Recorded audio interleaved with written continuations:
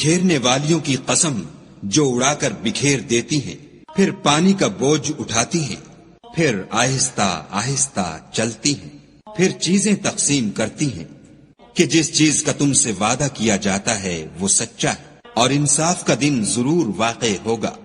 اور آسمان کی قسم جس میں رستے ہیں کہ اے اہل مکہ، تم ایک متناقض بات میں پڑے ہوئے ہو، اس سے وہی پھرتا ہے جو خدا کی طرف سے پھیرا جائے۔ اٹکل دوڑانے والے ہلاک ہوں جو بے خبری میں بھولے ہوئے ہیں، پوچھتے ہیں کہ جزا کا دن کب ہوگا۔ اس دن ہوگا جب ان کو آگ میں عذاب دیا جائے گا۔ اب اپنی شرارت کا مزہ چکھو، یہ وہی ہے جس کے لیے تم جلدی مچایا کرتے تھے۔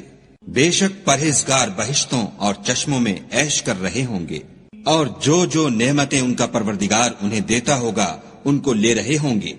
بے شک وہ اس سے پہلے نیکیاں کرتے تھے، رات کے تھوڑے سے حصے میں سوتے تھے اور اوقات سحر میں بخشش مانگا کرتے تھے، اور ان کے مال میں مانگنے والے اور نہ مانگنے والے دونوں کا حق ہوتا ہے۔ اور یقین کرنے والوں کے لیے زمین میں بہت سی نشانیاں ہیں، اور خود تمہارے نفوس میں تو کیا تم دیکھتے نہیں؟ اور تمہارا رزق اور جس چیز کا تم سے وعدہ کیا جاتا ہے آسمان میں ہے۔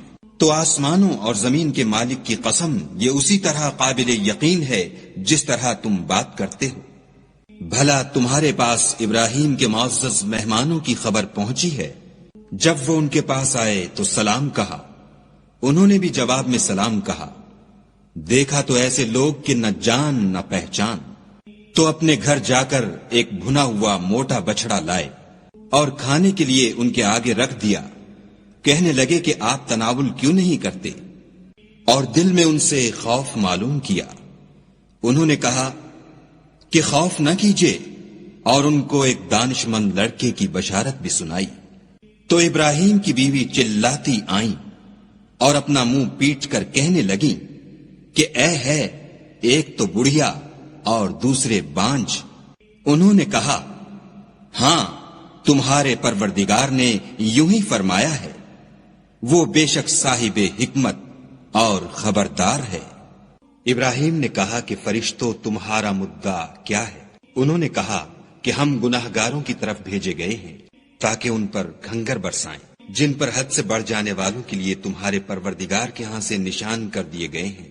تو وہاں جتنے مومن تھے ان کو ہم نے نکال لیا، اور اس میں ایک گھر کے سوا مسلمانوں کا کوئی گھر نہ پایا، اور جو لوگ عذاب علیم سے ڈرتے ہیں ان کے لیے وہاں نشانی چھوڑ دی۔ اور موسیٰ کے حال میں بھی نشانی ہے، جب ہم نے ان کو فرعون کی طرف کھلا ہوا معجزہ دے کر بھیجا تو اس نے اپنی قوت کے گھمنڈ پر منہ موڑ لیا اور کہنے لگا یہ تو جادوگر ہے یا دیوانہ۔ تو ہم نے اس کو اور اس کے لشکروں کو پکڑ لیا اور ان کو دریا میں پھینک دیا، اور وہ کام ہی قابل ملامت کرتا تھا۔ اور عاد کی قوم کے حال میں بھی نشانی ہے، جب ہم نے ان پر نامبارک ہوا چلائی، وہ جس چیز پر چلتی اس کو ریزہ ریزہ کیے بغیر نہ چھوڑتی۔ اور قوم سمود کے حال میں بھی نشانی ہے، جب ان سے کہا گیا کہ ایک وقت تک فائدہ اٹھا لو، تو انہوں نے اپنے پروردگار کے حکم سے سرکشی کی، سو ان کو کڑک نے آ پکڑا اور وہ دیکھ رہے تھے۔ پھر وہ نہ تو اٹھنے کی طاقت رکھتے تھے اور نہ مقابلہ کر سکتے تھے۔ اور اس سے پہلے ہم نوح کی قوم کو ہلاک کر چکے تھے، بے شک وہ نافرمان لوگ تھے۔ اور آسمانوں کو ہم ہی نے ہاتھوں سے بنایا اور ہم کو سب مقدور ہے، اور زمین کو ہم ہی نے بچھایا، تو دیکھو ہم کیا خوب بچھانے والے ہیں۔ اور ہر چیز کی ہم نے 2 قسمیں بنائیں تاکہ تم نصیحت پکڑو۔ تو تم لوگ خدا کی طرف بھاگ چلو، میں اس کی طرف سے تم کو صریح رستہ بتانے والا ہوں۔ اور خدا کے ساتھ کسی اور کو معبود نہ بناؤ، میں اس کی طرف سے تم کو صریح رستہ بتانے والا ہوں۔ اسی طرح ان سے پہلے لوگوں کے پاس جو پیغمبر آتا وہ اس کو جادوگر یا دیوانہ کہتے۔ کیا یہ لوگ ایک دوسرے کو اسی بات کی وصیت کرتے آئے ہیں؟ بلکہ یہ شریر لوگ ہیں۔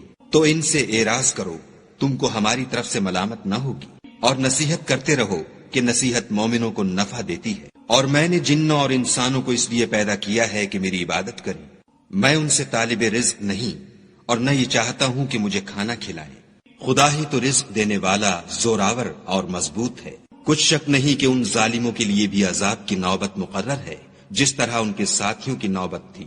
تو ان کو مجھ سے عذاب جلدی نہیں طلب کرنا چاہیے۔ جس دن کا ان کافروں سے وعدہ کیا جاتا ہے اس سے ان کے لیے خرابی ہے۔